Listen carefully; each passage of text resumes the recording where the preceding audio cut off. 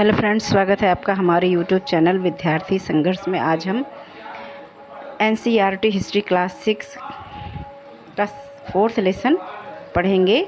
पिछली वीडियो में हमने देखा आरंभिक मानव ने अपने जीवन में पहले शिकार करना, शिकार के माध्यम से अपने भोजन को एकत्रित करना, उसके बाद धीरे धीरे फसलों के बारे में उन्हें जानकारी प्राप्त हुई, दानों को बटोरना शुरू किया। फिर दानों के बारे में उन्हें जानकारी प्राप्त हुई तो उन्होंने फसलों को उगाना शुरू किया।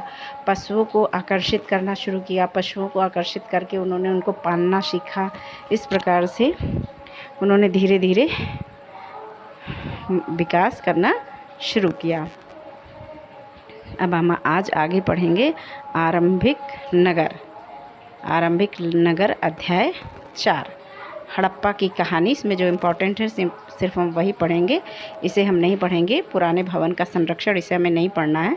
हड़प्पा की कहानी। अक्सर पुरानी इमारत अपनी कहानी बताती है। अक्सर क्या होता है, जब हम किसी पुरानी इमारत को देखते हैं तो हमें याद आता है ना कि यहाँ पर ये चीज़ हुआ है, यहाँ पर ऐसा हुआ, वहाँ वैसा हुआ। तो उसी तरह से हड़प्पा की जो इमारत है उसकी अपनी एक कहानी है।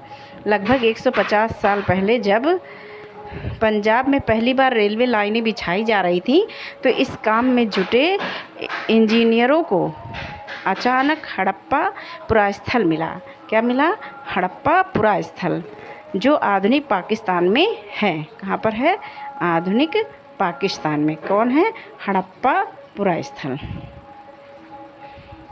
उन्होंने सोचा कि यह एक ऐसा खंडहर है जहाँ से अच्छी ईंटें मिलेंगी।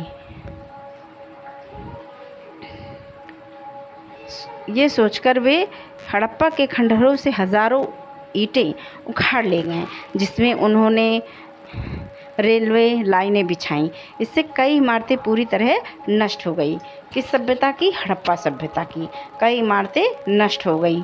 उसके बाद लगभग 80 साल पहले पुरातत्वविदों ने इस स्थल को ढूंढा और तब पता चला कि यह खंडहर उपमहाद्वीप के सबसे पुराने शहरों में से एक है। कब पता चला? 80 साल पहले जब पुरातत्वविदों ने इस स्थल को ढूंढा, उसके बाद उनको पता चला कि यह खंडहर जो है ये उपमहाद्वीप का सबसे पुराना शहर है। कौन? हड़प्पा। हड़प्पा क्या है? सबसे पुराना शहर है। चूँकि इस नगर की खोज सबसे पहले हुई, क्वेश्चन आता है कि किस नगर की खोज सबसे पहले हुई। ऑप्शन 4 दे देंगे, मोहनजोदड़ो, हड़प्पा, लोथल, कालीबंगा। तो किस नगर की खोज सबसे पहले हुई? हड़प्पा की। इसीलिए बाद में मिलने वाले इस तरह के सभी पुरास्थलों में जो इमारतें और चीज़ें मिली उन्हें हड़प्पा सभ्यता की इमारतें कहा गया। इन शहरों का निर्माण लगभग 4700 वर्ष पूर्व। इन शहरों का निर्माण कब हुआ? 4700 साल पहले हुआ था।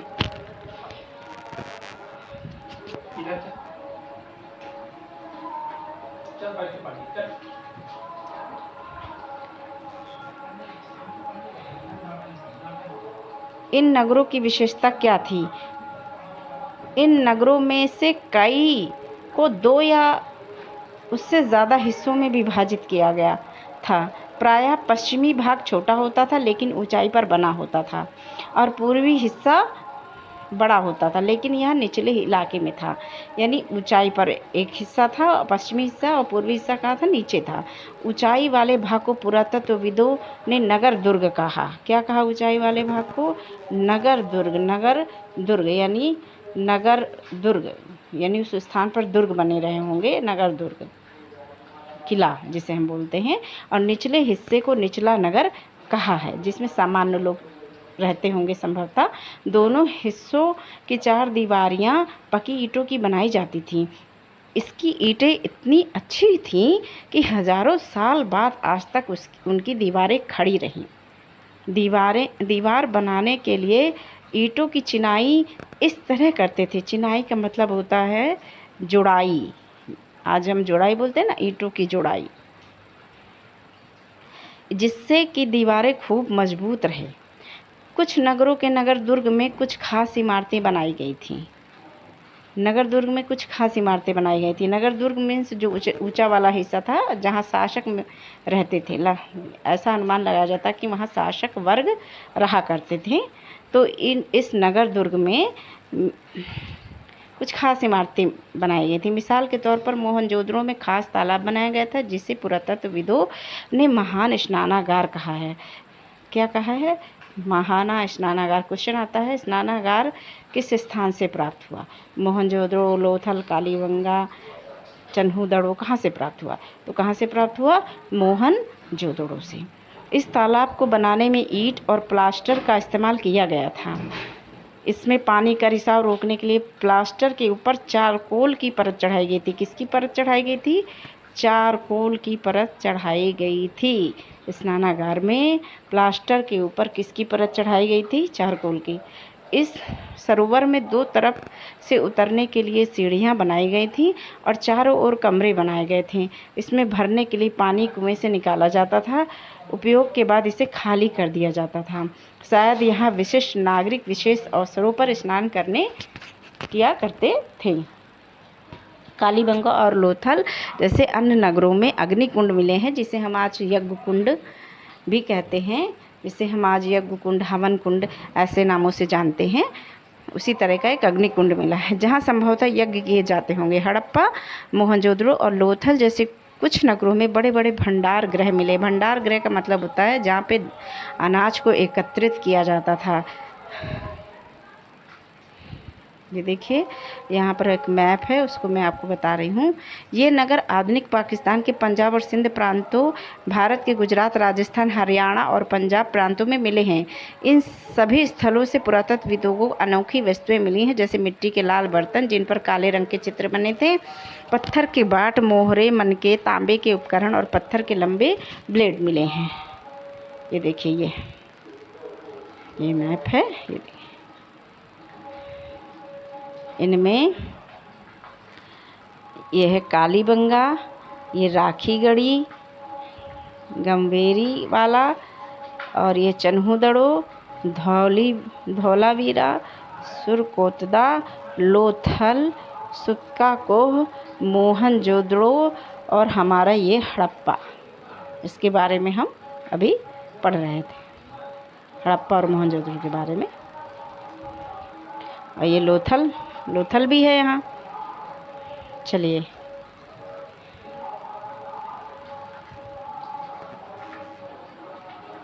अब भवन, नाले और सड़कें देखते हैं।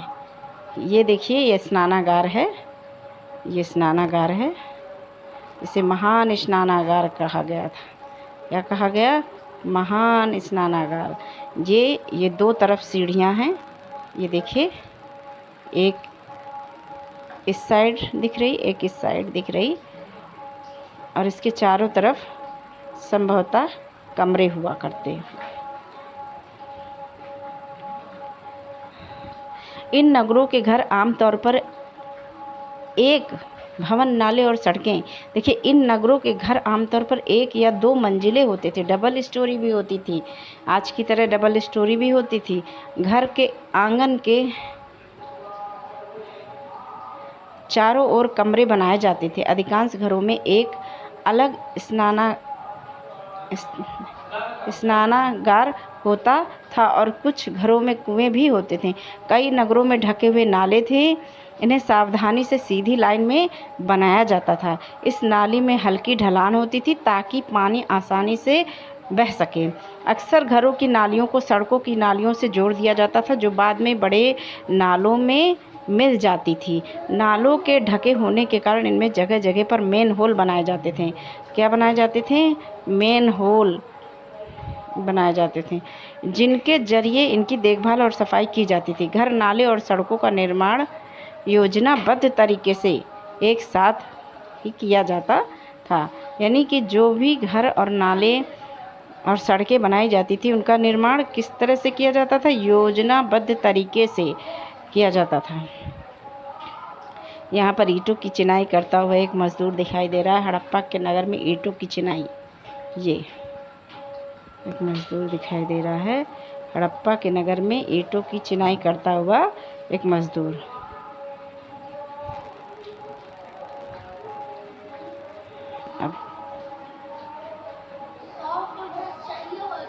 नगरीय जीवन यानी नगरीय जीवन कैसा था।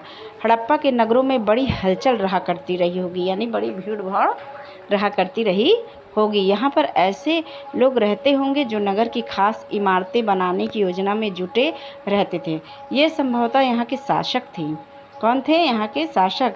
यह भी संभव है कि ये शासक लोगों को भेजकर दूर दूर से धातु, बहुमूल्य पत्थर और अन्य उपयोगी चीज़ें जैसे मंगवाते थे। शायद शासक लोग खूबसूरत मन को यानी आभूषण है, मन के क्या है, एक आभूषण है, तथा सोने चांदी से बने आभूषणों जैसे कीमती चीज़ों को अपने पास रखते होंगे। इन नगरों में लिपिक भी होते थे जो मोहरों पर तो लिखते ही थे, और लिपिक लेखन कार्य करने वाले, और शायद अन्य चीज़ों पर भी लिखते होंगे जो बच नहीं पाई है। इसके अलावा नगरों में शिल्पकार स्त्री पुरुष भी रहते थे जो अपने घरों या किसी उद्योग स्थल यानी जहाँ पर सामान बनाया जाता था उसे उद्योग स्थल कहते थे। जैसे हम आधुनिक युग में उसे फैक्ट्री कहते हैं, कारखाना कहते हैं, उसी तरह का एक स्थान था।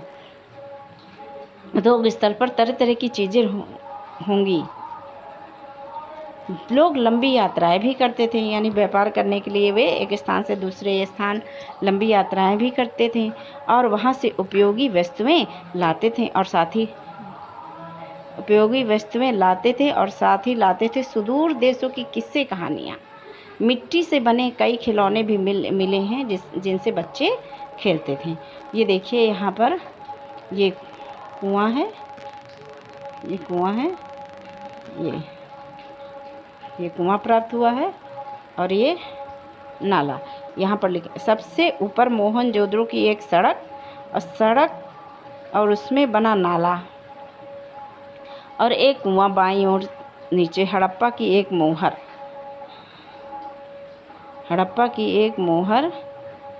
के चिन्ह एक खास लिपि में है।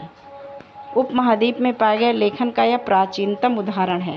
विद्वानों ने इसे पढ़ने की कोशिश की, लेकिन अभी तक पता नहीं चल पाया है कि इसका अर्थ क्या है।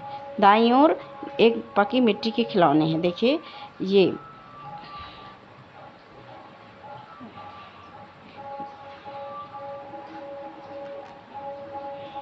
हड़प्पा की ये मोहर है। क्या है?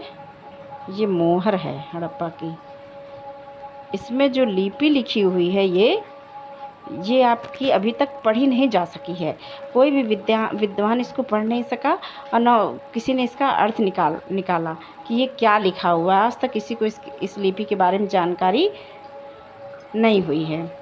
और यहाँ पर पकी मिट्टी के खिलौने हैं जो बच्चों के लिए संभवतः बनाए जाते रहे होंगे, बच्चों को खेलने के लिए बनाए जाते रहे होंगे। अब नगर और नए शिल्प, यहाँ पर आओ अब कुछ ऐसी चीज़ों के बारे में अध्ययन करें जो हड़प्पा के नगरों से प्राप्त हुई हैं। पुरातत्वविदों को जो चीज़ें वहाँ मिली हैं उनमें अधिकतर पत्थर, शंख, तांबे, कांसे, सोने और चांदी जैसी धातुओं से बनाई गई थी। तांबे और कांसे से औजार, हथियार, गहने और बर्तन बनाए जाते थे। सोने और चांदी से गहने और बर्तन बनाए जाते थे। किससे? सोने और चांदी से गहने भी बनते थे और बर्तन भी बनते थे। यहाँ मिली सबसे आकर्षक वस्तुओं में मनके बाट और फलक हैं। मनके बाट और फलक। हड़प्पा सभ्यता के लोग पत्थर की मोहरें बनाते थे। इन आयताकार मोहरों पर सामान्यतः जानवरों के चित्र मिलते हैं। यानी हड़प्पा सभ्यता के लोग पत्थर की मोहरें बनाते थे। ठीक, हड़प्पा सभ्यता के लोग किसकी मोहरें बनाते थे? पत्थर की मोहरें बनाते थे। वो किस आकार की होती थी? आयताकार आकार की होती थी। प्रश्न आ जाता है कभी कभी कि हड़प्पा सभ्यता में जो मोहर प्राप्त हुई है वो आयताकार है, गोलाकार है, अंडाकार है, किस आकार की है? मोहरों पर सामान्यतः जानवरों के चित्र मिलते हैं। और ये भी पूछा जाता है कि मोहरों पर किस जानवर के चित्र मिलते हैं? एक सरंगी जानवर के चित्र मिलते हैं। एक सरंगी, एक सींग वाले जानवर के चित्र मिलते हैं। हड़प्पा सभ्यता के लोग काले रंग से डिजाइन किए हुए खूबसूरत लाल मिट्टी के बर्तन बनाते थे। काले रंग से डिज़ाइन किए हुए। प्रश्न आ जाता है कि किस सभ्यता में कहाँ से काले रंग के डिज़ाइन किए हुए लाल मिट्टी के बर्तन प्राप्त होते हैं? तो कहाँ से प्राप्त होते हैं? हड़प्पा से। कहाँ से प्राप्त होते हैं? हड़प्पा से। ये हड़प्पा सभ्यता से कहाँ से प्राप्त होते हैं? हड़प्पा सभ्यता से काले रंग से डिज़ाइन किए हुए। जैसे ये लाल मिट्टी का पात्र है कोई, और इस पर काले रंग से डिज़ाइन कर दिया जाए, तो ऐसे बर्तन कहाँ से प्राप्त हुए? हड़प्पा सभ्यता से। संभवतः 7000 साल पहले मेहरगढ़ में कपास, मेहरगढ़ कहाँ है? आधुनिक पाकिस्तान में। कहाँ है? आधुनिक पाकिस्तान में कपास की खेती होती थी। मोहनजोदड़ो से कपड़े के टुकड़ों के अवशेष, चांदी के एक फूलदान के ढक्कन तथा कुछ अन्य तांबे की वस्तुओं से चिपके हुए मिले हैं। प्रश्न आता है कि चांदी का एक फूलदान कहाँ से प्राप्त हुआ है? चांदी का एक फूलदान कहाँ से प्राप्त हुआ है? तो चांदी का एक फूलदान मोहनजोदड़ो से कपड़े के टुकड़ों के अवशेष और चांदी का फूलदान कहाँ से प्राप्त हुआ है? मोहनजोदड़ो से। पकी मिट्टी तथा फेयंस से बनी तकलियाँ सूत कताई का संकेत देती हैं। अब यहाँ पर है ऊपर ये डिज़ाइन, ये जो है ये क्या है?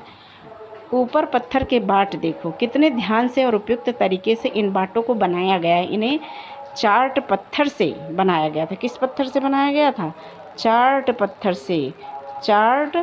पत्थर से बनाया गया था। प्रश्न आ जाता है कहीं कहीं, इन्हें चार्ट पत्थर से बनाया गया था। इन्हें शायद बहुमूल्य पत्थर और धातुओं को तौलने के लिए बनाया गया होगा। मध्य में बाएं मनके इनमें से कई कार्नेलियन पत्थरों से बनाए गए थे। किन पत्थरों से मनके बनाए गए थे? कार्नेलियन पत्थरों से बनाए गए थे। पत्थरों को काट और तराश कर मनके बनाए गए।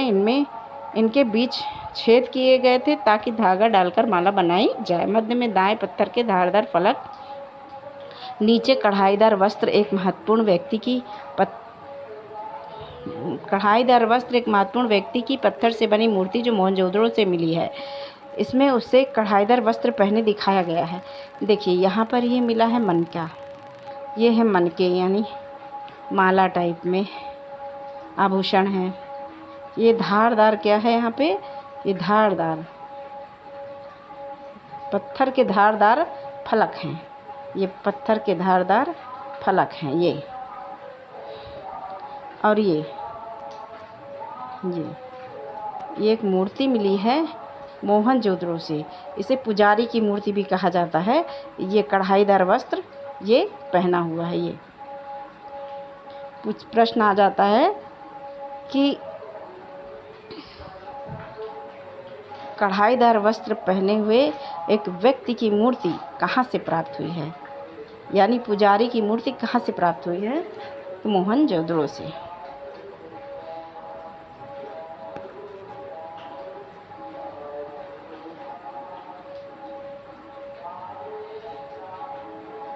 इनमें से अधिकांश वस्तुओं का निर्माण विशेषज्ञों ने किया था। विशेषज्ञ उसे कहते हैं जो किसी खास चीज़ को बनाने के लिए खास प्रशिक्षण लेता है, जैसे पत्थर तराशना, मनके चमकाना या फिर मोहरों पर पच्चीकारी करना आदि। पृष्ठ 36 पर चित्र देखो कि मूर्ति का चेहरा कितने आकर्षक ढंग से बनाया गया।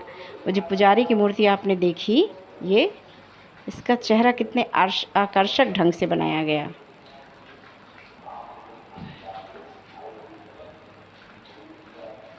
और उसकी दाढ़ी कितनी अच्छी तरह दर्शाई गई है। यह किसी विशेषज्ञ मूर्तिकार का ही काम हो सकता है। हर व्यक्ति विशेषज्ञ नहीं हो सकता। हमें यह पता नहीं है कि क्या सिर्फ पुरुष ही ऐसे कामों में प्रशिक्षण हासिल करते थे या फिर केवल महिलाएं ही। शायद कुछ महिलाएं और पुरुष दोनों ही इस काम में दक्ष थे, यानी कुशल थे, पारंगत थे। फेयंस, पत्थर और शंख प्राकृतिक तौर पर पाए जाते थे। पत्थर और शंख क्या है, प्राकृतिक तौर पर पाए जाते थे, यानी प्रकृति में आसानी से पाए जाते थे, लेकिन फेयंस को कृत्रिम रूप से तैयार किया जाता था। पत्थर शंख तो प्राकृतिक रूप से पाए जाते थे, लेकिन जो फेयंस वर्ड ये है फेयंस, इसे कृत्रिम रूप से तैयार किया जाता था, यानी मानव द्वारा निर्मित होता था। ये बालू या स्फटिक पत्थरों के चूर्ण को गोंद में मिलाकर उनसे वस्तुएं बनाई जाती थी। उसके बाद उन वस्तुओं पर एक चिकनी परत चढ़ाई जाती थी। इस चिकनी परत के रंग प्राय नीले या हल्के समुद्री हरे होते थे। यानी ये जो पत्थर था इसके रंग कैसे होते थे, नीले या हल्के समुद्री रंग के। फेयंस का, फेयंस से मनके, चूड़ियाँ, बालें और छोटे बर्तन बनाए जाते थे। ये है फेयंस।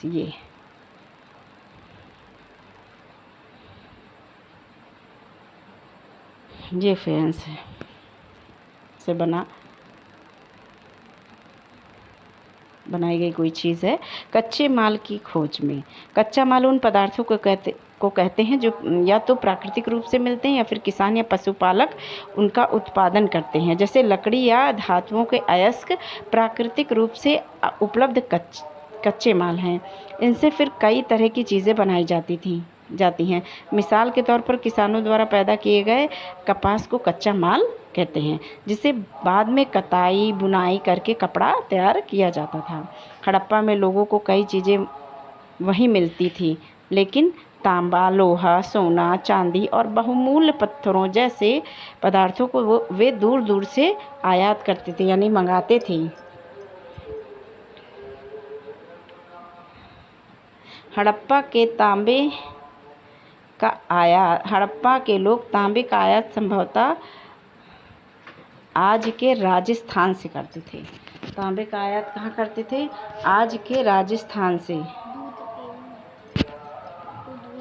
यहाँ तक कि पश्चिम एशियाई देश ओमान से भी तांबे का आयात किया जाता था।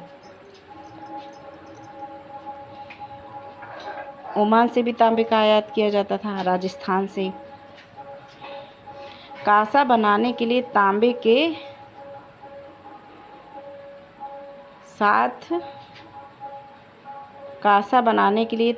के साथ मिलाई जाने वाली धातु टीन का आयात आधुनिक ईरान और अफ़गानिस्तान से किया जाता था। यानी कांसा किन दो धातुओं से मिलकर बनता था, ये प्रश्न आता है तो पहला तो कांसा है और दूसरा टीन है। ये प्रश्न कई बार परीक्षाओं में पूछे गए हैं कि कांसा बनाने के लिए तांबे के साथ मिलाई जाने वाली धातु टीन। अच्छा, कांसा बनाने के लिए तांबा और टीन है। कांसा बनाने के लिए तांबा और टीन को मिलाकर, यानी तांबा ले लेंगे और प्लस टीन ले लेंगे, तो हमारा क्या बन के तैयार हो जाएगा, कांसा। ठीक, तांबे और टीन को मिलाकर कांसा बनता है, जो कहाँ से मंगाया जाता था, ईरान से। टीन को कहाँ से मंगाया जाता था, ईरान से, और अफ़गानिस्तान से किया जाता था। यानी कांसा बनाने के लिए तांबे के साथ मिलाई जाने वाली धातु टीन का आयात आधुनिक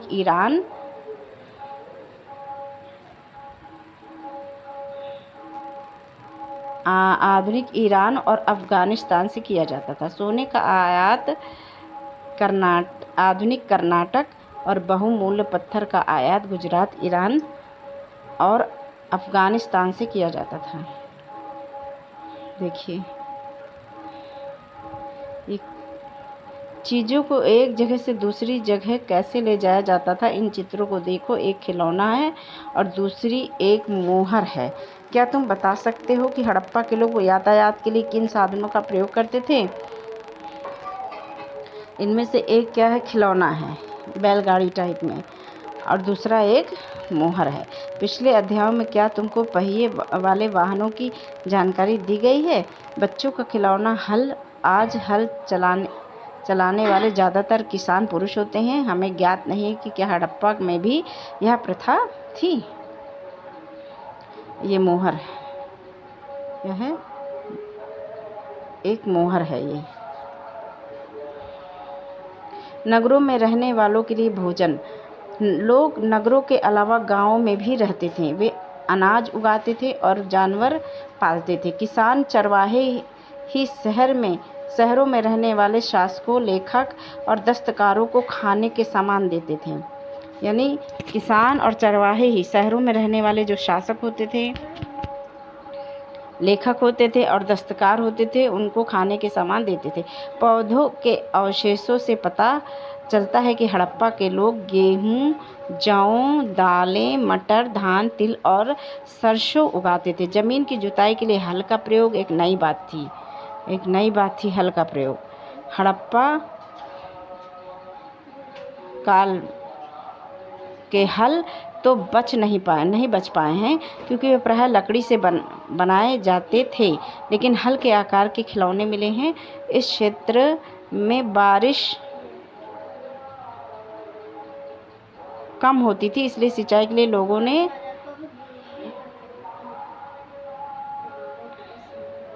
कुछ तरीके अपनाए होंगे। संभवतः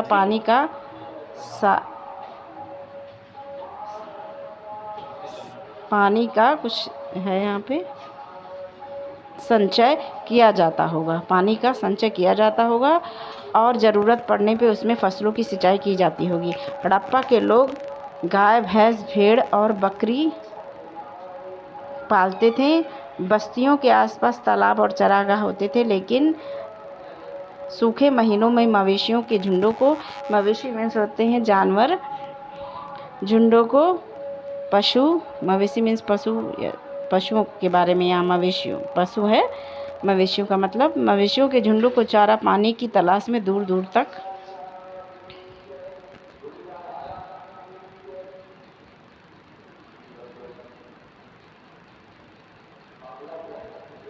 ले जाया जाता था। बेर जैसे फलों को इकट्ठा करते थे, मछलियाँ पकड़ते थे और हिरण जैसे जानवरों का शिकार भी करते थे। गुजरात में हड़प्पा कालीन नगर का सूक्ष्म निरीक्षण। कच्छ के इलाके में, कच्छ कहाँ है स्थित है? कच्छ का इलाका गुजरात में है कच्छ, ठीक। कच्छ के इलाके में खदिर बेत के किनारे धौलावीरा नामक बसा था। धौलावीरा नगर कहाँ बसा था? गुजरात में बसा है। धौलावीरा नगर कहाँ प्राप्त होता है? गुजरात में प्राप्त होता है। वहाँ साफ पानी मिलता था और ज़मीन उपजाऊ थी। जहाँ हड़प्पा सभ्यता के कई नगर 2 भागों में विभक्त थे, वहीं धौलावीरा नगर को 3 भागों में बांटा गया है। प्रश्न आता है कि कौन सा ऐसा नगर है जो 2 भागों में विभक्त न होकर 3 भागों में विभक्त है?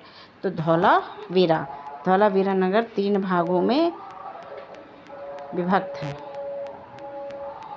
इसके हर हिस्से के चारों ओर पत्थर की ऊंची दीवारें बनाई गई थीं। इसके अंदर जाने के लिए बड़े बड़े प्रवेश द्वार थे। इस नगर में एक खुला मैदान भी था जहां सार्वजनिक कार्यक्रम आयोजित किए जाते थे। यहाँ मिले कुछ अवशेषों में हड़प्पा लिपि के बड़े बड़े अक्षरों को पत्थरों में खुदा पाया गया है। इन अभिलेखों को संभवतः लकड़ी में जड़ा गया था। यह एक अनोखा अवशेष है, क्योंकि आमतौर पर हड़प्पा के लेख मोहर जैसी छोटी वस्तुओं पर पाए जाते हैं। गुजरात की खंभात की खाड़ी में मिलने वाली साबरमती की एक उपनदी के किनारे बसा लोथल कहाँ प्राप्त होता है? लोथल नामक स्थान भी गुजरात में ही प्राप्त होता है और धौलावीरा भी गुजरात में ही प्राप्त होता है। किस नदी की एक उपनदी? साबरमती के एक उपनदी के किनारे बसा लोथल नगर ऐसे स्थान पर बसा था जहां कीमती पत्थर जैसे कच्चा माल आसानी से मिल जाता था। यह पत्थरों, शंखों और धातुओं से बनाई गई चीज़ों का एक महत्वपूर्ण केंद्र था। लोथल पत्थरों, शंखों और धातुओं से बनाई गई चीज़ों का एक महत्वपूर्ण केंद्र था। इस नगर में एक भंडारगृह भी था। इस भंडारगृह से कई मोहरें और मुद्रांकन या मोहर बंदी गीली मिट्टी पर दबाने से बनी उनकी छाप मिली है। मोहर बंदी कहाँ से मिली है? लोथल से। मोहर बंदी गुजरात के लोथल से प्राप्त हुई है, जिसमें गीली मिट्टी को दबाकर एक छाप बना दी जाती थी। ये लोथल का बंदरगाह है शायद, लोथल का बंदरगाह। यह बड़ा तालाब लोथल का बंदरगाह रहा होगा, जहां समुद्र के रास्ते आने वाली नावें रुकती थी। संभवतः यहाँ पर माल चढ़ाया उतारा जाता होगा। ये समुद्र के रास्ते से जो व्यापार होते रहे होंगे, तो यहाँ पर माल आते रहे होंगे और फिर यहीं से भरकर जाते रहे होंगे। ये है लोथल का बंदरगाह। पूछा जाता है कि बंदरगाह कहाँ, किस स्थान पर पाया गया? लोथल पर पाया गया।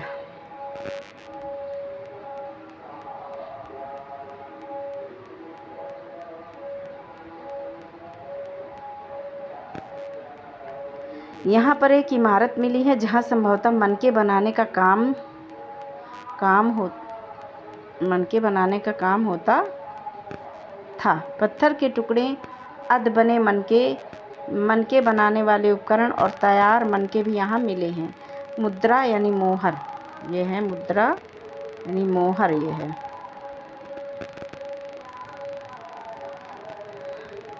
मुद्रा, मोहर और मुद्रांकन या मोहर बंदी।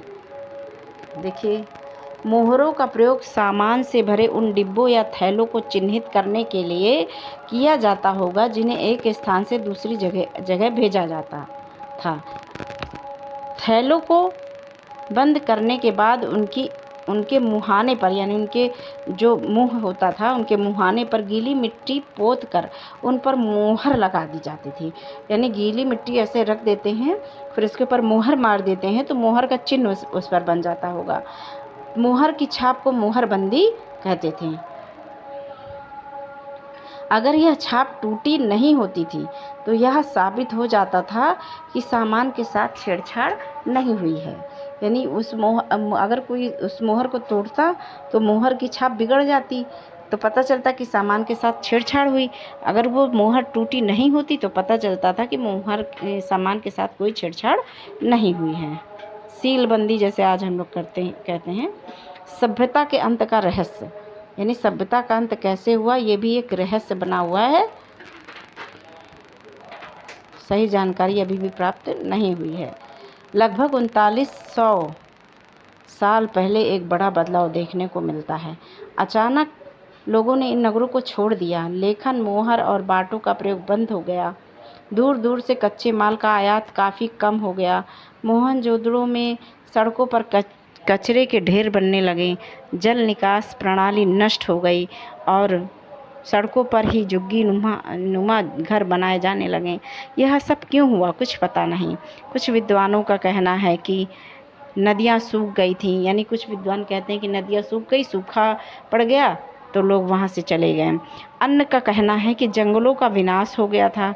अन्य लोग कहते हैं कि जंगल नष्ट हो गए थे, लोगों को खाने पीने की वस्तुएं नहीं मिल पाती थी, इस जानवरों को चारा उपलब्ध नहीं हो पाता था, तो वो वहाँ से छोड़ के चले गए।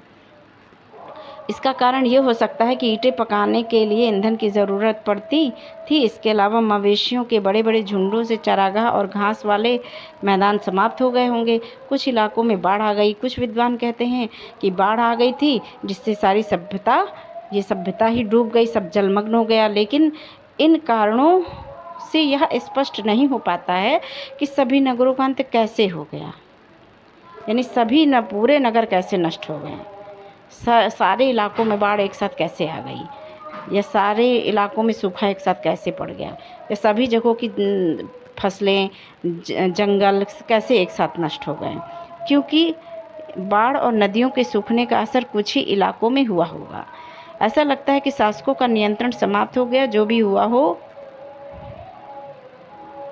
परिवर्तन का असर बिल्कुल साफ दिखाई देता है। आधुनिक पाकिस्तान के सिंध और पंजाब की बस्तियां उजड़ गई थीं। कई लोग पूर्व और दक्षिण के इलाकों में नई और छोटी बस्तियों में आकर बस गए। इसके लगभग 14 साल बाद नए नगरों का विकास हुआ। इसके बारे में तो अध्याय 6 और 9 में पढ़ोगे। अन्यत्र देख लेते हैं। अपने अटलस नदी के आसपास, नील नदी के आसपास वाले इलाकों को छोड़कर मिस्र का अधिकांश भाग रेगिस्तान है। यानी नील नदी के आसपास का जो क्षेत्र है उसको छोड़ दीजिए तो मिस्र का जो अधिकतर भाग है वो क्या है? रेगिस्तान है। लगभग 5000 साल पहले मिस्र में शासन करने वाले राजाओं ने सोना, चांदी, हाथी दांत, लकड़ी, हीरे जवाहरात लाने के लिए अपनी सेनाएं दूर दूर तक भेजी। इन्होंने बड़े बड़े मकबरे बनवाए जिन्हें पिरामिड, ये जो आप देख रहे हैं ये क्या है? पिरामिड हैं। पिरामिड यानी एक तरह का कब्र होती थी। ये अगर हम अपनी भाषा में इसे बोलें तो एक प्रकार की कब्र होती थी। यहाँ पर राजाओं को दफनाया जाता था। पिरामिड के नाम से जाना जाता है। राजाओं के मरने पर उनके शवों को इन्हीं पिरामिडों में दफनाकर सुरक्षित रखा जाता था। इन शवों को मम्मी कहा जाता था। ये जो पिरामिड हैं इनमें शवों को दफना कर रखा जाता था और उन्हें क्या कहा जाता था? मम्मी कहा जाता था। ऐसा कुछ किताबों में मिलता है कि शवों पर एक लेप लगाया जाता था जिससे शव सड़ते और गलते नहीं थे और उसी तरह सुरक्षित बने रहते थे। इन पिरामिडों के अंदर उन्हें उसी मम्मी को लगा कर रख दिया जाता था। इसीलिए इन शवों को क्या कहा जाता था? मम्मी।